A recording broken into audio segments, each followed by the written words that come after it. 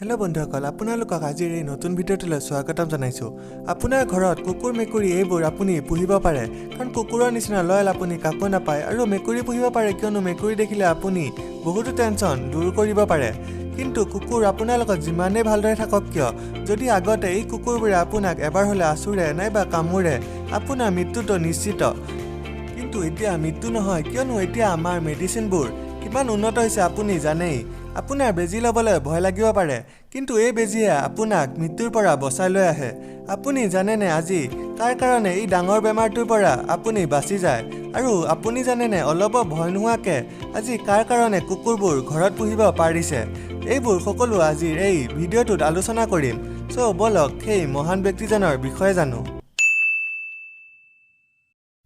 মহান বৈজ্ঞানিক লুইচ পাষ্টাৰৰ চিকিৎসাৰ জগতত অৱদানৰ বিষয়ে কেতিয়াও পাহৰিব নোৱাৰি। তেওঁৰ জন্ম 1922 চনত ফ্ৰেন্সৰ ডোল নামৰ ঠাই এখনত হৈছিল। তেওঁৰ ঘৰৰ অৱস্থা বহুত বেয়া আছিল। দেউতাকে জোতা চেণ্ডেলৰ ব্যৱসায় কৰিছিল। তেওঁৰ দেউতাকে তেওঁৰ পুতেকক ডাঙৰ মানুহ বনাবলৈ বিচাৰিছিল। সেইবাবে টকাৰ কথা চিন্তা নকৰি তেওঁৰ দেউতাকে সিহঁতৰ চহৰৰ আটাইতকৈ ভাল স্কুলত তেওঁক এডমিশ্যন দিছিল। কিন্তু পাষ্টাৰৰ পঢ়াত ইমান চোকা নাছিল। তেওঁ সেই কিতাপবোৰৰ প্ৰতি অলপ মন বহা নাছিল। তেওঁক আনকি লগৰ বন্ধুবোৰে বুৰ্বক বুলি জোকাইছিল। তেওঁৰ দেউতাকে তেওঁৰ প্ৰতি আশা বাদ দিয়া নাছিল। তাৰপিছত উচ্চ শিক্ষাৰ বাবে তেওঁ পেৰিছ গৈছিল। তেওঁৰ আটাইতকৈ বেছি মন লগা বিষয় ৰসায়ন বিজ্ঞান আছিল। 1957 চনত যেতিয়া তেওঁৰ 24 বছৰ হৈছিল, তেওঁ তেতিয়া পদাৰ্থ বিজ্ঞানৰ প্ৰতি বেছি মন দিছিল। আৰু তাৰপিছত তেওঁ বিজ্ঞান বিভাগৰ অধ্যাপক হৈছিল।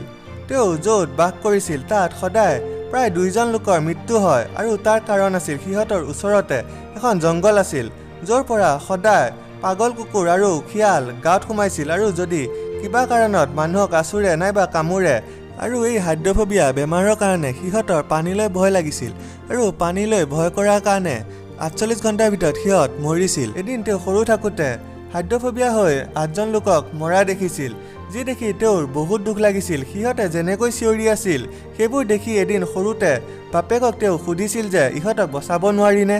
তেতিয়া বাপেকে তেওঁক কৈছিল, যদি ইমানেই তোৰ বেয়া লাগিছে তেতিয়া তই কিবা উপায় নুলিয়াও কিয়? তেতিয়াৰ পৰা তেওঁৰ মাথাত ভালদৰে সোমাইছিল কেনেকৈ সিহঁতক বচাব পাৰি। বিজ্ঞানৰ অধ্যাপক হেতুকে এবাৰ মদ বেচা বহুত লোকে একলগ হৈ তেওঁৰ ওচৰত আহিছিল। আহি তেওঁক কৈছিল যে সিহঁতে যি মদ বেচে সেইবোৰ একদিন 2 দিনৰ পিছত টেঙা হৈ যায়, যি কাৰণে এই মদবোৰ এনে যায়। তেতিয়া তাৰ পৰীক্ষা কৰোঁতে তেওঁ পাইছিল যে তাত কিছুমান জীৱাণু থাকে, যি কেৱল অনুবীক্ষণ যন্ত্ৰৰ ফলতহে দেখা পায়।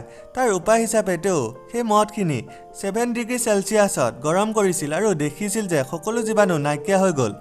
তাৰে পিছতে গাখীৰকো বহুত দিনলৈ ভালদৰে ৰখোৱা পদ্ধতিটো তেওঁ সৃষ্টি কৰিছিল। কিন্তু তেওঁৰ উদ্দেশ্যটো এটা বেলেগ আছিল।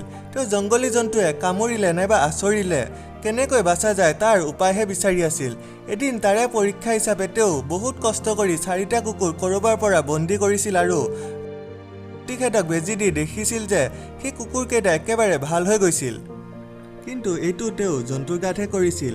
সেই সময়তে ছাগলীবোৰৰ গাত কিবা এটা বেমাৰ আহিছিল, যি পিছত তেওঁৱে ঠিক কৰিছিল। তেওঁ তেতিয়া এবাৰ মানুহৰ শৰীৰত তেওঁৰ ভেকচিন ব্যৱহাৰ কৰাৰ চেষ্টা কৰাৰ কথা ভাবিলে।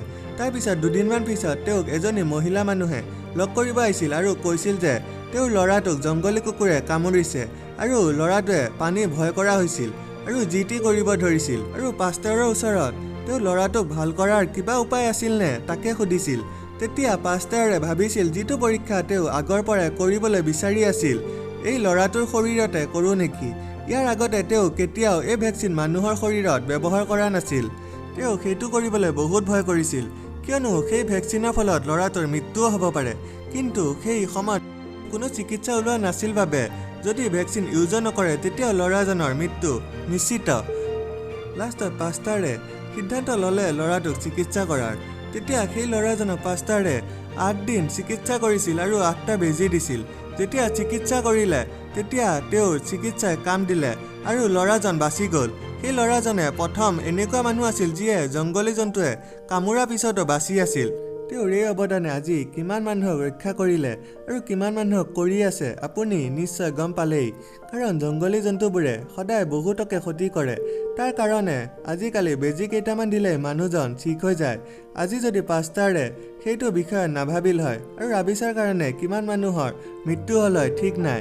লুইছ পাষ্টাৰ সঁচাই বহুত মহান বৈজ্ঞানিক আছিল, যিয়ে লাখ লাখ মানুহৰ প্ৰাণ বচাইছিল।